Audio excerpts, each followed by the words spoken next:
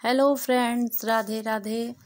तो आज है अहोई अष्टमी और अहोई अष्टमी का व्रत हमने किया है, तो बस उसी की तैयारियों में आज हम लगे हुए हैं।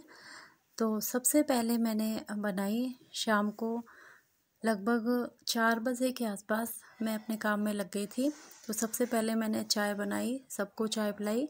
हम लोग तो भूखे प्यासे थे, पानी भी नहीं पीते, तो सबको मैंने चाय पिला के और उसके बाद अपनी किचन को पूरी अच्छी तरह से साफ़ करके और फिर मैंने व्रत का सामान और पूजा का सामान बनाना शुरू किया।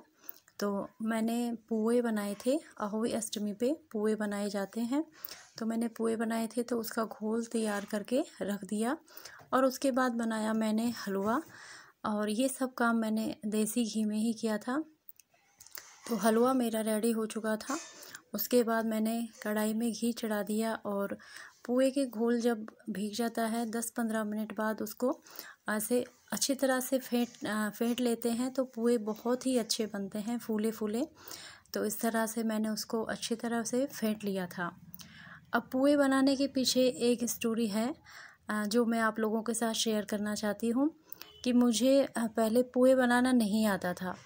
मेरा मन बहुत करता था कि मैं पुए बनाऊं, लेकिन जैसे ही मैं घी में डालती थी घोल को, तो वो छन छन करके चारों तरफ फैल जाता और शायद मुझसे मीठा या तो ज़्यादा डल जाता या वो पतला घोल रह जाता, इसलिए मेरे से पुए बनाए नहीं जाते थे। पुए बनाने का मन करता था, लेकिन बाद में मेरी मम्मी ने मेरे को इसकी रेसिपी बताई और इसको बनाना सिखाया। उसके बाद तो मुझसे इतनी अच्छी तरह से पुए बनने लगे और मैं इसमें समझो मास्टर शेफ़ हो गई और बड़ा ही मज़ा आता है। अब तो कितने भी पुए बनवाओ मैं अच्छे से बना लेती हूँ।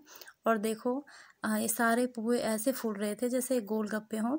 तो कुछ पुए मैंने छोटे छोटे बनाए थे जो कि पूजा के लिए बनाए थे, 8 मेरे लिए और 8 मेरी सासू माँ के लिए, क्योंकि 8-8 पुए पूजा के लिए रखते हैं और फिर इन पुओं को मनसते हैं और अपने से बड़ों को किसी को मनस के दे देते हैं।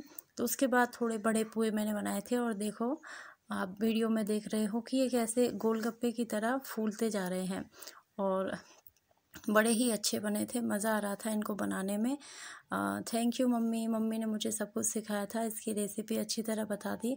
अब तो जब भी मेरा मन करता है तो मैं झट से पुए बना लेती हूँ।